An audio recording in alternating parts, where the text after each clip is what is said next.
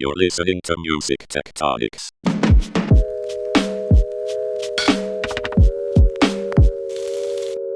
Hey everyone, welcome to Music Tectonics, the podcast that goes beneath the surface of music and tech. I'm your host for this episode, Tristra Newyear Yeager, Director of Strategy at Rock Paper Scissors, the music innovation PR firm. Today I'm joined by Jennifer Freed and Selina Meere of Trevanna Tracks, a B2B software platform that has streamlined music licensing for TV, film, ads, and the like, setting the industry standard for efficiency and ease in the process. Jennifer and Selina, thank you so much for joining me today.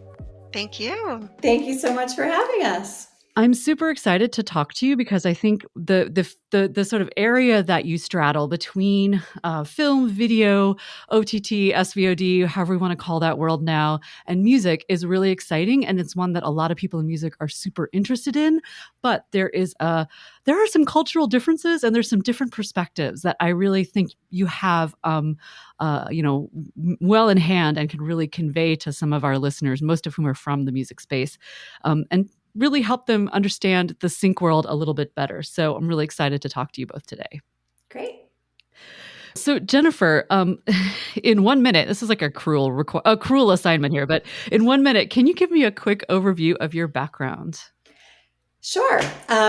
Primarily, it's super simple. I am a film lover. I was a film major at Stanford, and I've spent most of my career in production accounting and post-production accounting for feature films. So I worked on films like Prince of Tides and Last of the Mohicans before transitioning into post-production and founding Trevanna Post, which was in the Brill Building in Manhattan. So Trevanna Post is our parent company, which is named for my two children, Trevor and Savannah. And we have offices in New York, LA, and London, and we have worked on almost 800 films over the years. So through that lens, we've been able to interact with music supervisors, lawyers, business affairs departments, studio executives from every studio and hundreds of independent film companies. But we saw no technology that was helping the often chaotic process of music licensing. So that had a trickle-down effect on us as post accountants and really made it quite difficult for us to help budget and deliver the licensing that was required. So I switched gears a few years ago and decided to build a bespoke platform for this particular aspect of film production / post-production, and basically learned how to run a software company. In 1 minute or less, that was There it. we go. I think that was about a minute. That's good. Okay. Especially when you're talking about 800 films and a bespoke software platform. That's a lot to fit into a minute. Selina, can you tell us a little bit about how you got into Trevanna Tracks and what your role is now? Yes, absolutely. So I've always had a career where kind of the creatives and business collide. I grew up in a very creative family and built most of my career in book publishing, but I was on the marketing and PR side. But very quickly, and I think it's due to the fact that I'm, the ultimate connector, whether that's connecting to people or connecting the dots between several different conversations, I really started, moving up. So I wasn't doing so much PR anymore. It was more management and leadership. And then I saw that if I moved from Random House, where I was, to a small, independent, but very, very well-known and powerful publishing company, I would really have my hands across so many different business units, because at a smaller company like that, you really understand how everything works together, how PR and marketing influence sales in different ways, and then how acquisitions are going to trickle down into your departments. And so I became a generalist, and I was kind of relocated to Los Angeles a few years ago. And was kind of trying to figure out how to find my way in the entertainment scape that's here, and was really, really, really lucky to meet Jennifer through a networking group. And she was looking for someone really with my unique skill set, which is this ability to run a business, but with a very creative mindset. And in addition to that, she and the team, and I love to brag about this as if because I haven't had much to do with it yet, have built this absolutely extraordinary, beautiful product. And they had been nose down in that and working with their clients. And so there wasn't really much marketing and awareness. And so my background in being able to kind of be that chief champion and get the word out more about Trevanna and appreciate everything that's gone into it, but also have that operations mindset so that we could focus on that shared goal and look at what the operations for HR and staffing and what consultants do we need and looking at all of our legal documents. And then the biggest surprise of all, security. And I've had quite the lesson in what it's like to run a software company, and with Jennifer as a guide, it's been so fun. Yeah, security is one of those things that's so important, especially I imagine in film and TV, and yet is overlooked so often until disaster strikes. But heaven forbid that should happen to anyone listening to this podcast. All right, so before that's really, really cool. So I want to ask you a little bit about the film, TV, and ad space for a second. A lot of times when we talk about tech and entertainment, we're looking at what we see, the sort of shiny, cool things that create the imagery or that enhance the storytelling that we see in front of us on a screen or elsewhere. And I'm curious, what other aspects of tech are there that you feel are really important to entertainment, and what are we not seeing behind the scenes? What's the sort of back office tech that has been impacting production in ways we might not even guess? Cool. I'll take that one. Well, it's basically production 101, but updated for the 21st century, right? So if you think about line producers, UPMs, ADs, really any of your key departments, you can no longer be the best in your field without technical skills. So, for example, like for scheduling, we used to have those cardboard strips with each scene number on it that you would reorganize to decide how to schedule. Now everything's digital, and you can't imagine doing it any other way.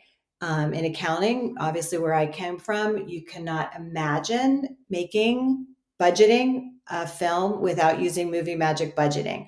So effectively, every single department on a film crew has innovated with more sophisticated technologies to make each of them better at their jobs.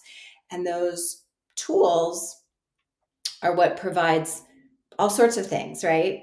Digital organization, inventory capabilities, interdepartmental collaboration, access to studios, partners, wherever they're located. So yes, it's fun to talk about VFX. And of course, we love great storytelling and actors, writers, directors, all those things. But without the technology behind it, it's not going to be able to be created at the level that the storytelling deserves to be told. But somehow, music licensing never had that transition, right? So you have these really talented professionals who are using binders. I mean, they're using outdated spreadsheets and randomly labeled PDFs that are scattered everywhere. So regardless of how brilliant you were creatively or how excellent of a negotiator you were, you really didn't have a productivity tool that was made exactly for what you did. And that's what we set out to do. That's great. I think it'd be really helpful for our listeners to hear a bit about how exactly the workflow goes for music licensing, or maybe, in other words, how music fits into the production workflow when we're looking at TV or film. I'm wondering if one of you could tackle a basic introduction to where music fits in, and when syncs happen and how they happen a little bit. Okay. You've heard the phrase fix it in post, right? So everyone's heard that phrase, right? And Sounds mostly good. when you hear that, you think of visual effects shots or continuity errors that need to be adjusted. But often, music is really the best fixer of all, right? It makes a scene scarier. It makes it more, I don't know, romantic. It makes it funnier. That's just a basic thing that everybody knows who loves film. But what maybe you're asking is what you're not aware of is that music supervisors, when they get a script, they have to come up with multiple options for every scene that's in there that needs music.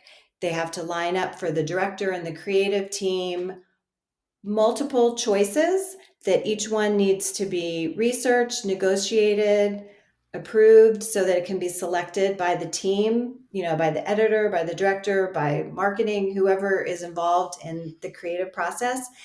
And some of those choices are made during principal photography, like if they're on camera performances, sung during the shoot. Some of those choices are made in editorial, and a lot of them aren't really made until the final mix. And that can be a creative reason or a financial reason that they end up with more money to spend at the very last minute or less, depending on how their luck is going. But regardless, every track that's used must have a fully executed license and a proof of payment to legally protect the production and the distributor, showing that they have the right to use it. So this entire process, this entire workflow requires a high level of organization.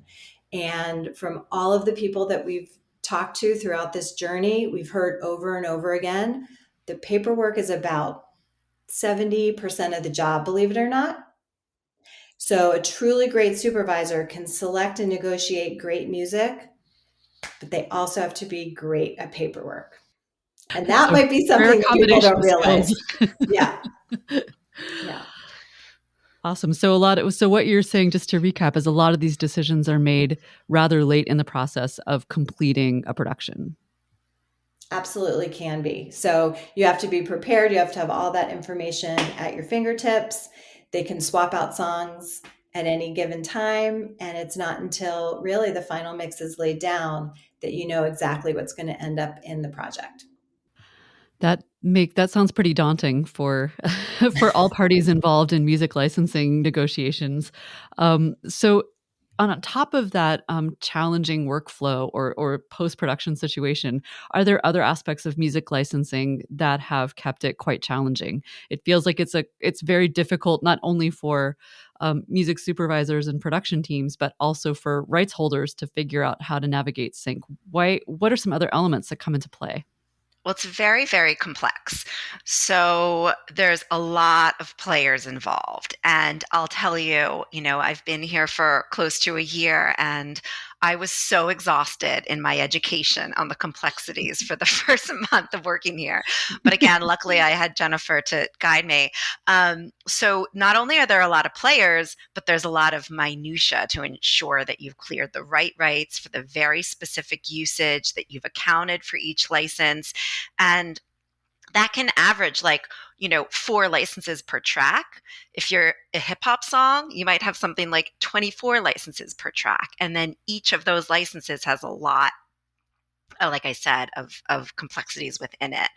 And then on top of that, often the metadata is pretty messy and catalogs are often changing hands. And so there's just a lot going on that, in addition to having to make sure that everyone agrees on the creative decision, you've got to make sure that you've got all the business side of this right. And there's a real trickle down effect if you don't. The metadata, the catalogs, that's going to make sure that your license agreements are made with the right people and that your splits are right.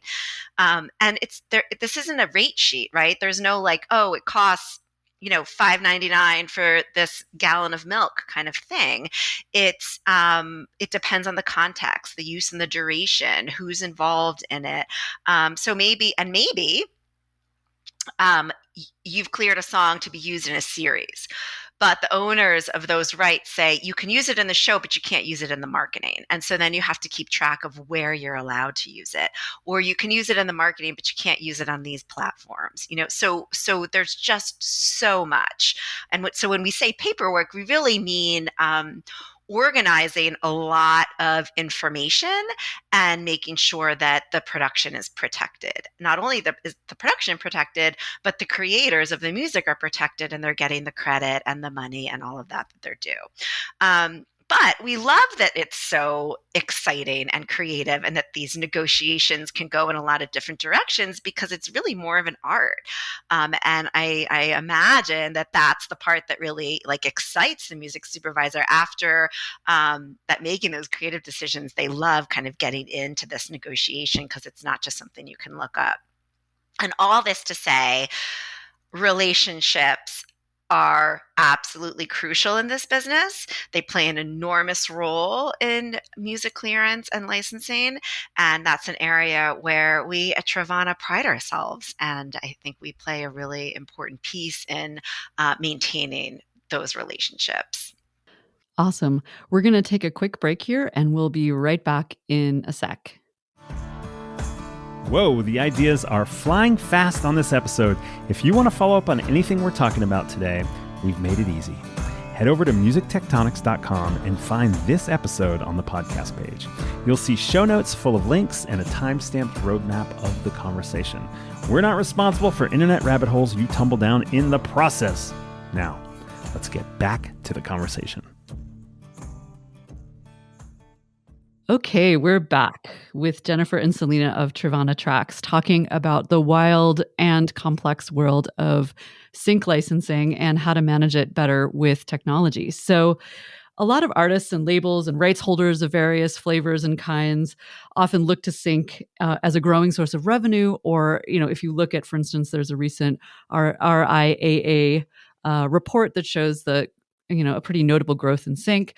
And, from the music side, you kind of think, oh, that sounds really cool. That's awesome. However, I think there's another perspective that we need to keep in mind, and that is the perspective of music supervisors and their teams. And I'm wondering, what's their business perspective on all this? How are they seeing these negotiations? And how should music folks adjust their understanding to build those better relationships with music teams who are working on these productions? Well, like Selina said, it is an art, and every song choice and negotiation is handled individually. But I have no doubt that supervisors delight in it, and especially when they have the perfect matching of song to picture, right? That's the end goal that everybody's striving for. And what they have in their hands is the power to really break something into the market, right? Whether that's a brand new band that can take off because now everybody knows them from being in sex education, or just a track that is not as familiar to some people and now becomes more familiar, or they're revitalizing an older song. Yeah, my husband recently asked me why he was hearing Kate Bush on the on our pop radio station. I was like, well, and Sure, it's such a great example, and it's so exciting for teenagers to be singing that incredible song that was important to us, so many of us. Anyway, sorry to interrupt. No. I mean, that was the most thrilling example, but there's all kinds. I just rewatched Ted Lasso because now I'm all into football with Wrexham, but watching Never Gonna Give You Up, right? In the episode with the funeral, that was written into the script, but that is also a revitalization of that song. Or She's Like a Rainbow, it can be an older Stone song that is lesser used, or any multitude of examples, but that's the thrilling part of this industry. But in that, there's got to be, it's like some sort of a gamble that needs to be taken by both the artist and the labels to give the track the exposure. Because if it takes off, every single person in the orbit of this track wins, right? From the supervisor's reputation for picking and getting such an amazing song on screen, to the artist and to the licensors in terms of downstream royalties. So open minds, open negotiations, open wallets. We hope that all of this is just to enhance getting great content on the screen. And just think about how much the workload for the Trevanna users has multiplied, right? So you think about the complexities of just one track, now multiply that by many in a production or in an ad or in a video game, and then multiply that by the number of productions that are coming out right now. So it's really like to manage this side of things in this world of just really unprecedented content creation. There's a very high level of organization required.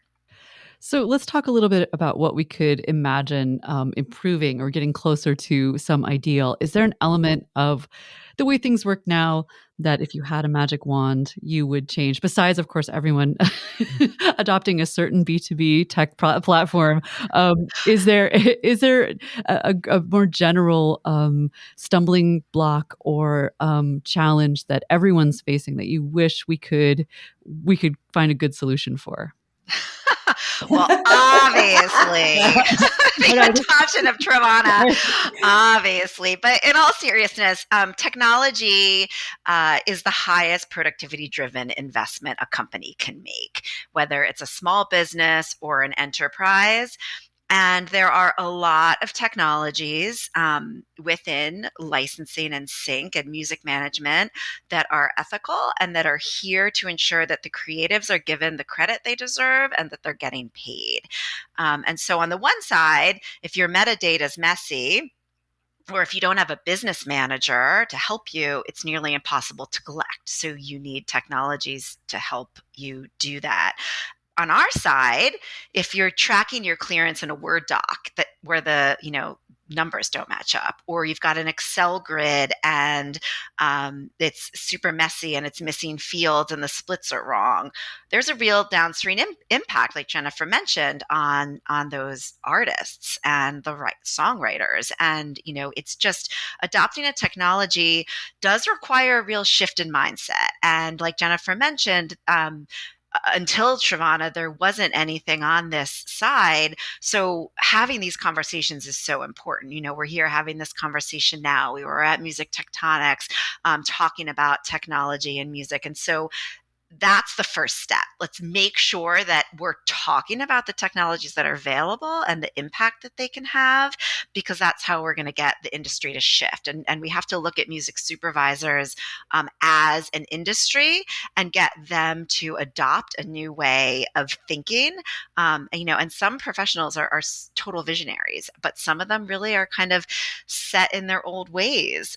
But as Bradley Cooper sang, maybe it's time to let the old ways die. Oh my God. I love it. Star is Born reference. I mean, it's hard. I can imagine Can't get enough. a music supervisor where everybody is, you're trying to listen to music. Your brain is like sort of in one space, and then getting to all the organizational and, the systems thinking feels like you just don't have the bandwidth. So I could totally sympathize with that. But I think it's great when you can go and just be like, I have a method. I know exactly what I need to do, and this software will help me, or this approach via technology will help me. So we're going to take one more quick little break, and then we'll be right back with my favorite part of the podcast. What's up, beautiful listeners? I've got a question for you. What do you want to hear next? Let me know at pages.musictectonics.com/feedback. Suggest future guests and music tech topics you want to hear us cover, and tell us how we're doing. Again, that's pages.musictectonics.com/feedback. Look forward to hearing from you. Okay, we're back. And this is my very favorite part, when we get just a little bit sci-fi. So you don't have to talk about post-production or music sync, ladies. You can talk about whatever you want, but I would love to hear what you imagine happening in the next 5 to 10 years where music and picture collide. What are we looking at? What do you imagine, if maybe in an ideal world and maybe in a world that seems a little more realistic? You can go whatever direction you want. Okay. I think that our blue sky idea is that just rights holder identification would just be very transparent, very accurate, very, very simple. Again, that doesn't take away the creative or relationship aspects of getting music into picture, but that is the tedious part of it that doesn't take those great skills. And I would love to just see that part be so far behind us that we can just easily find what we need so that the right people get paid for the right type of usage. I don't know if that's really sci-fi or not, but it is. If you think about the many failed attempts to create like a global publishing database, or even just the valiant attempts like by the MLC or the PRS right now, they just announced their portal, trying to just get all the info in one place that's been verified by the rights holders themselves. Like that, I mean, wouldn't it be a beautiful world if we could just laugh at that and be like, wow, that was so crazy that people had to do that. It'd be like, thinking about people having to wear crinolines or something. So I share that dream, Jennifer. It's a beautiful one. Well, my hope, there's so much talk right now that is very consumer driven, streaming and the metadata, metaverse. But let's shift the conversation around entertainment and technology to what's happening on the business side. What's the impact of proper B2B technologies? And it doesn't, rather than just always thinking about like the consumer side of technology. So maybe, it's not super sexy, it is super sexy to talk about digital advertising that could be interactive and the metaverse and NFTs. But the right technology toolbox is really crucial to finding efficiencies and running a profitable business. And that's why I think we're going to get very much away from this idea that these sweeping, productivity tools or budgeting tools can do everything, and make sure that we're collecting the right mix of technologies for each area of the business so that all those little nuances, of which there are many in a production, are handled right. And that's my dream, which doesn't sound very sci-fi, but wouldn't it be beautiful? That's the thing that's so funny is sci-fi always dreams of these silver bullets or these really radical disruptions. But in actuality, the way humans tend to progress is by, instead of one giant key, we have 50 little keys that unlock just the right door. So I completely understand what you're saying. And it makes a ton of sense. It doesn't have to, we can also have flying cars. Okay. We can have flying cars. All right. Well, sorry. Getting going a little, flying off in the wrong direction there. So wait, before we stop, I have to turn the tables and ask you a question. Sure. No one's ever done that before. What? Oh, yeah. Okay. Go for it. What is your favorite synced song and moment in a production? God, this is so hard. And remember, I'm really old. So I'm going to name something from from the man with a movie camera era of Soviet film or something. Let me see, which were silent. So that's a really kind of an absurdist joke right there. All right. Let me think. You've really put me on the spot. Okay. Let me think of a film. You know what? all right, I'll name one. This isn't the only one, but I just read recently a really interesting interview with, some record, or maybe it was an interesting article about David Lynch's Blue Velvet. And there is that amazing Julie Cruz song, The Mysteries of Love, which they actually wrote for that film because they couldn't license This Mortal Coil, which is one of my favorite bands from childhood. And I was like, but that song is just so deeply moving and yet so strange. And it's a lot like a lot of Lynch's world in that it is both absolutely compelling and kind of creepy. And that's why I love that song.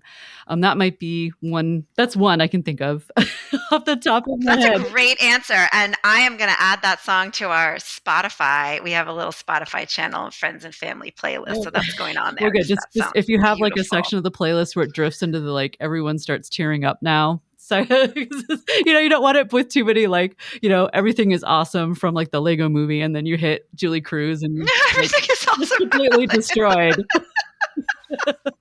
You asked my nephews that question. Everything is awesome is not my favorite sync. It's not a bad song though. Okay. Anyway, well, thank you for turning the tables. That was super fun. And I'm going to be thinking about that question more. So I'll have to get back to you if I come up with anything else. It's amazing how powerful music is. That has stayed with you all these decades, right? Yeah, absolutely. It's and when you hear you can even see like the color palette or like the sort of basic production, artistic sort of direction of a production when you hear a certain song sometimes. So it is really moving and makes a deep impression. But well, thanks both of you for talking to me about film and music and B2B technology, not subjects that I get to talk about all at the same time usually, but this was super fun. Thank you for having us both to also talk about our three favorite things. Yes. Film, music, and technology. All right. This was so fun. Okay, thanks so much. Thanks for listening to Music Tectonics. If you like what you hear, please subscribe on your favorite podcast app. We have new episodes for you every week. Did you know you can dig deeper into all our episodes with the show notes at musictectonics.com. While you're there, look for the latest about our annual conference, sign up for our newsletter to get updates, or get the Music Tectonics app for music tech news. Everything we do explores seismic shifts that shake up music and technology the way the Earth's tectonic plates cause quakes and make mountains. Connect with Music Tectonics on Twitter, Instagram, and Facebook, and find me, Dmitry Vitsa, if you can spell it, on LinkedIn. Bye-bye. You're listening to Music Tectonics.